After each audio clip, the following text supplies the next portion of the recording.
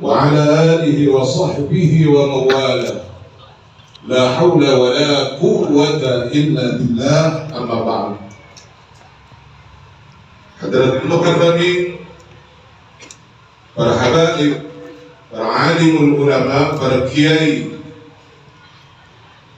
para hadirin hadirat sekalian yang dimuliakan Allah Subhanahu wa ta'ala.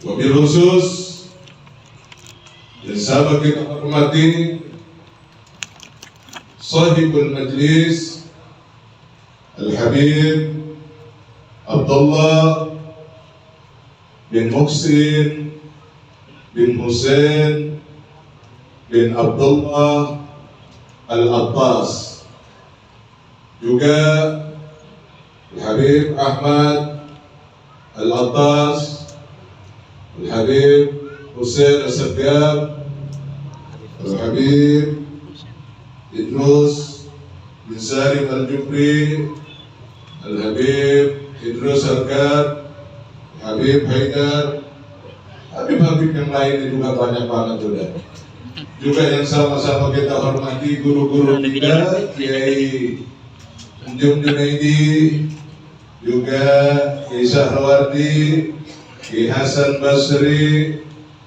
Kiai Solihin, dan kiai-kiai yang lainnya banyak lagi. Kalau kita sebutin habis semua waktunya.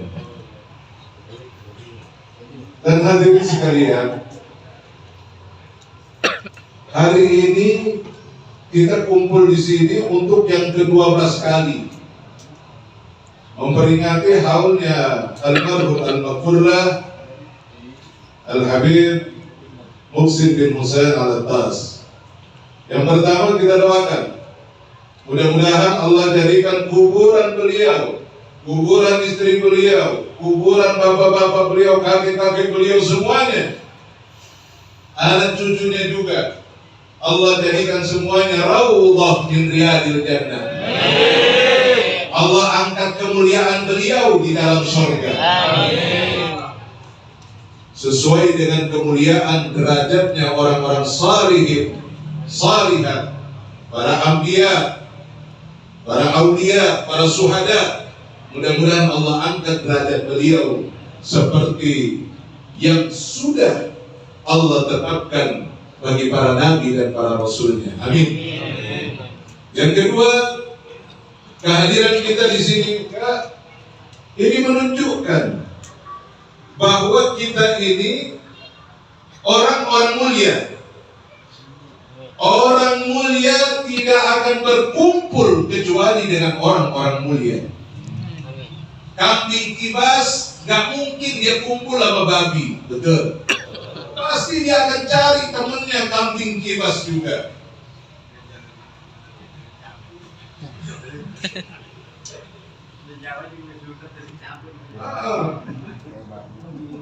Jadi orang-orang mulia itu pasti senangnya kumpul dengan orang-orang mulia di tempat-tempat yang mulia, hadirin sekalian.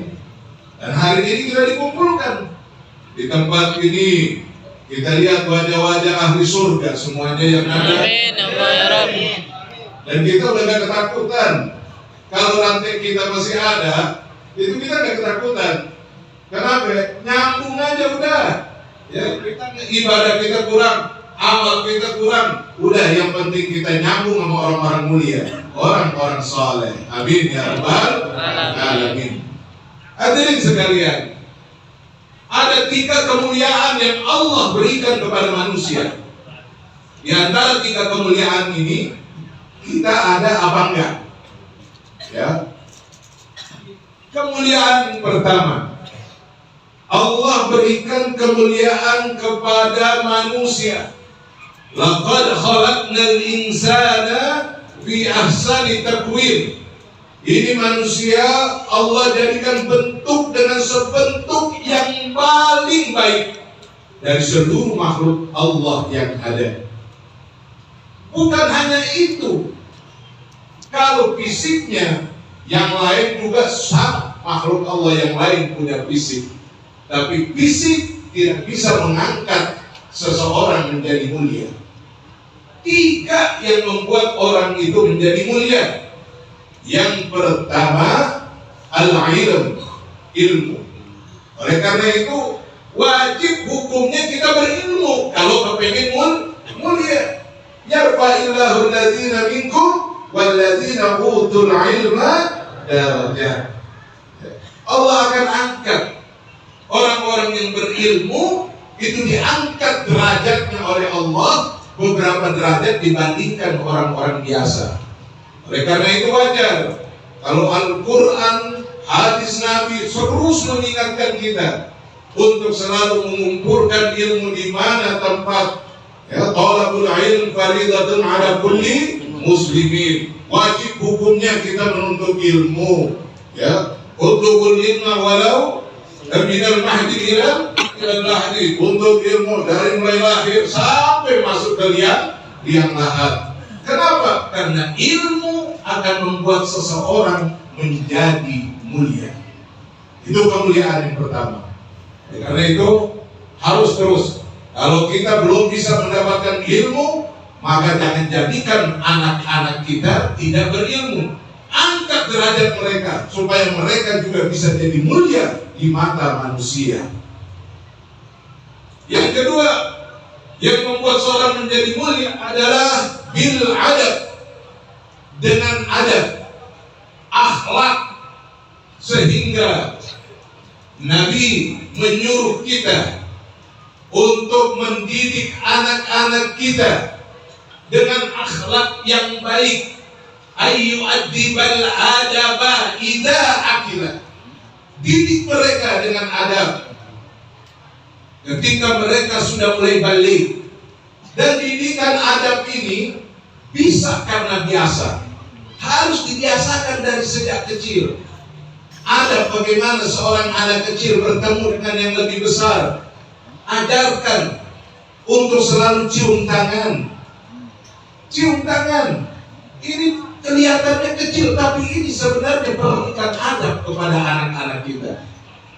Hari ini kadang-kadang kita lupa, sehingga yang terjadi anak kecil ketemu orang dewasa, bahkan kadang-kadang ketemu orang tuanya saja mau cium tangan pun kagak.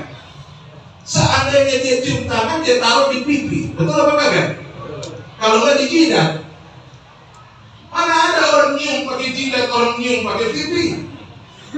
Yang ada orang nyium cuma dua. Kalau nggak pakai hidung, pakai. Nah, kita kalau nyium pakai apa? Hah?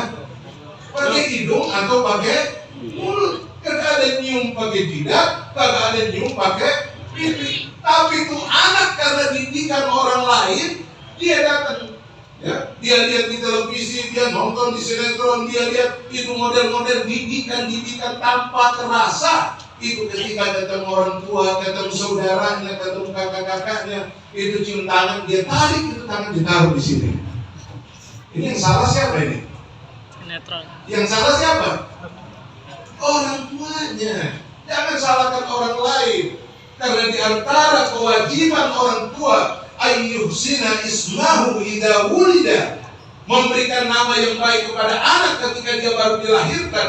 Yang kedua ayyu'addibal adaba idza akila, mendidik dengan pendidikan adab akhlak budi pekerti ketika dia sudah mulai berakal, apalagi dari kecil dididiknya. Kemuliaan yang kedua. Jadi kalau kita kagak punya ilmu, kita bisa jadi orang mulia dengan adab dan akhlak. Yang ketiga, seseorang bisa mulia. Yang ketiga, bin nasab. Tiga kemuliaan itu. Bil ilm, bil adab, bin nasab. Dengan nasab keturunannya. Maka ketika kita bertemu dengan anak kiai, nasabnya kiai, bapaknya kiai, bagaimana penghormatan kita? Kita memuliakan mereka karena nasabnya.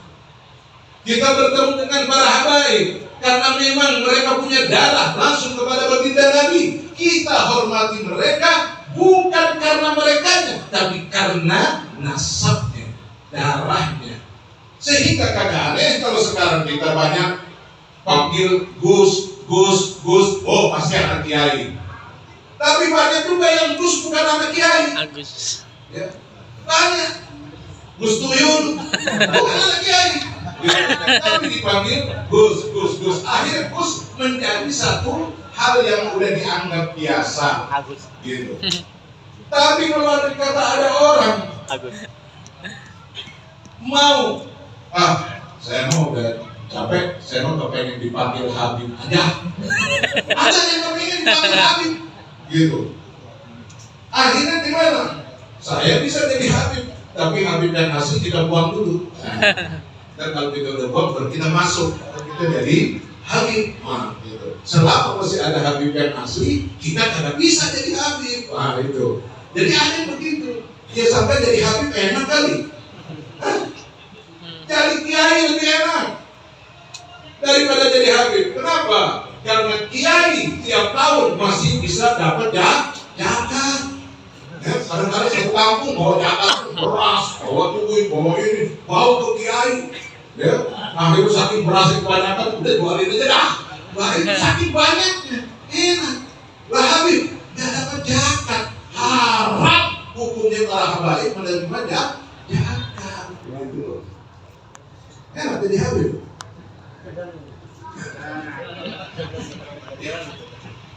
Berat.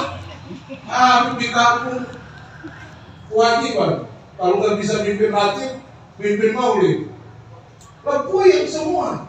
Nah, yang lainnya nggak ada kewajiban itu. Tapi coba, lo ngaku Habib dari kampung, kagak bisa mimpin ratib, mimpin maulid, puyeng sendiri. Gitu. Makanya kagak bisa mimpin ratib, mimpin maulid, kagak berani ngaku Habib. Udah diam aja, Habib biarin aja lah. Gak usah ngaku Habib lah. Gitu. Oleh karena itu ada tanggung jawab yang dibawa. Tanggung jawab yang dibawa. Jadi Bapak Ibu hadirin sekalian, artinya apa? Bahwa kemuliaan seseorang itu dengan ilmu, dengan adab akhlak, dan dengan nasab. Kenapa? Karena nasab ini tidak ada nasab yang lain yang paling mulia di muka bumi kecuali nasabnya baginda Nabi besar Muhammad sallallahu alaihi wasallam. Fir'aun jadi penguasa besar yang mengatakan dirinya ana rabbukumul a'la. Saya Tuhan kalian yang paling tinggi. Fir'aun punya keturunan, tapi nasabnya mulia apa kagak? Kagak. Putus sampai hari ini kagak ada yang tahu. Ya kan? Qarun, konglomerat terbesar, hartanya keambil. Tapi apakah keturunan itu mulia sampai hari ini? Kagak. Ini kemuliaan ini dimuliakan bukan oleh para habaib. Bukan dimuliakan oleh mereka, tapi Allah dan Nabi Muhammad yang menyuruh kita sebagai umatnya untuk menghormati dan memuliakan mereka. Bukan maunya kita, ya, bukan maunya kita. Ini yang perlu kita jaga, kita perhatikan. Kenapa? Karena Allah Subhanahu Wa Taala mengatakan, "Qul la as'alukum 'alaihi ajra illal mawaddata fil qurba." Katakan hai Muhammad kepada sahabatmu, kepada umatmu nanti sampai yaumil qiyamah, la as'alukum alaihi ajra. Saya tidak minta alas jasa, tidak minta upah, dari saya sendirian ditunjuk oleh Allah jadi Nabi. Kemudian saya ngajak orang-orang 1, 2, 3, walaupun saya dimusuhi, saya dibilang kadzab, saya dibilang tukang sihir, bahkan saya sampai dibunuh, keluarga saya diembargo. Itu saya tidak minta apa-apa. Walaupun hari ini udah 1,2 miliar itu yang menjadi pengikut saya tidak minta apa-apa, tidak minta balas jasa.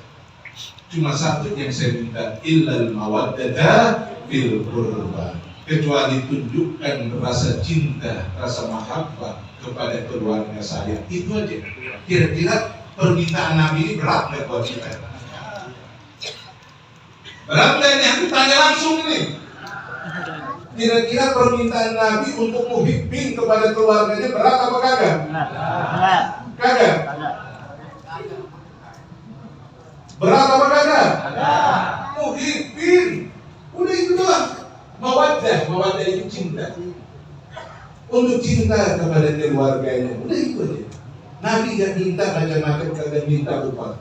Hanya itu sebagai penghormatan kita, kecintaan kita kepada baginda Nabi besar Muhammad Sallallahu alaihi wasallam. Kenapa? Karena ada hubungannya, ada rantainya. Hubbu ahlu baiti li hubbi. Kecintaan kalian kepada keluargaku itu karena kecintaan kalian kepada aku. Wa hubbi li hubbillah. Kecintaan kalian kepada aku karena kecintaan kalian kepada Allah. Nyambung. Gak minta macam-macam. Gak minta macam-macam. Nah, kalau kita hanya udah tunjukkan muhibbin kita, cinta kita kepada keluarganya Nabi, maka pantas dan wajar kalau kita nanti di yaumul qiyamah kita minta sama baginda Nabi syafaatnya. Ya Rasul, saya sudah menunjukkan kecintaan yang tulus kepada anak cucumu, kepada keluargamu. Sekarang tolong bantuin saya, berikan syafaat kepada saya. Kira-kira pantas atau kagak? Pantas gak kita minta sama Nabi di akhir zaman? Pada saat penentuan masuk surga atau masuk neraka, sudah tentu kita minta supaya Nabi kasih syafaat buat kita. Nah, kira-kira kalau dari mulai sekarang kita udah musuhin itu keluarganya Nabi, kita udah putus itu rantai mereka dengan Nabi, ya, dengan alasan tesis ilmiah, ya. Ilmiah di mana tahu? Belum pernah ketemu tesis ilmiah yang modelnya kayak begitu, ya. Kagak ada. Itu tesis bohong-bohongan, ya. Itu tesis ngambil di Google, main caplok-caplok terus bikin kesimpulan. Harus tesis ilmiah mesti diujikan dulu kepada para ulama, diujikan dulu kepada para ahli nasab, baru itu kita bilang tesis ilmiah. Jangan belum apa-apa main lempar saja. Akhirnya apa yang terjadi? Timbul yang tadinya orang muhibbin, gara-gara itu orang jadi kurang ajar. Lah kira-kira kalau 100-200 orang yang kurang ajar, yang tanggung jawab siapa nih? Hah? Yang tanggung jawab yang bilang. Yang bilang ini kalau memang dia benar, itu jangan main di medsos. Karena medsos itu 99, itu yang namanya medsos 99 itu setan. Satu yang malaikat. 99 setan. Sebab kalau kita udah ngomong di situ, lempar di situ, apa? Semua orang melihat, semua orang membaca. Bisa jutaan orang baca. Nah, kalau andai kata jutaan orang baca yang tadinya mencintai Ahlul Bait seperti yang diajarkan oleh Al-Quran, diajarkan oleh Nabi, kemudian mereka jadi pembenci Ahlul Bait, kira-kira ini jadi dosa jariah apa kagak? Ya. Jadi dosa jariah, nanggung dosanya sendiri aja kagak bakal sanggup, bagaimana mau nanggung dosanya orang lain? Harus diminta maaf kepada seluruh habaib yang ada di seluruh dunia.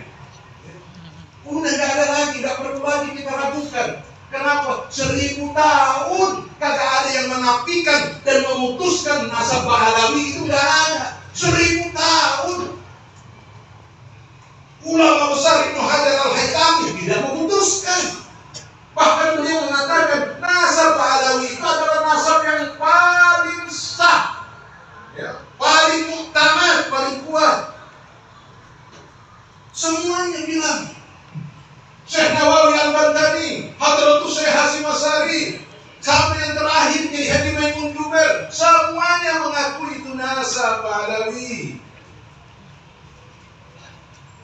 Yang nggak ngakui cuma orang kresek doang. Itu kresek gimana ya? Kayaknya tanggal 30 Oktober harus diundang ceramah di situ. Sebelah pesantrennya itu. Luar biasa itu.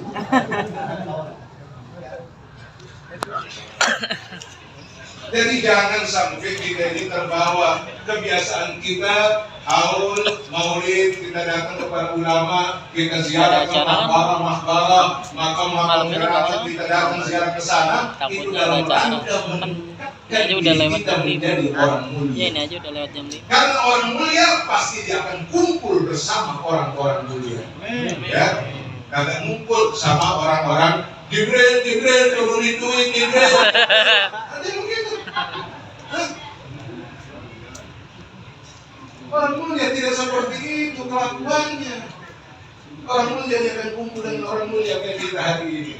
Mudah-mudahan Allah Subhanahu wa taala Amin. memberikan kemuliaan yang sempurna kepada diri kita, kemuliaan kepada keluarga kita, Amin, Allah. kemuliaan kepada anak-anak kita, dan mudah-mudahan Allah selalu tuntun kita untuk bisa memuliakan diri dengan 3 hal ini. Paling tidak kalau 3-tiganya kita kagak punya, kita punya 2 hal.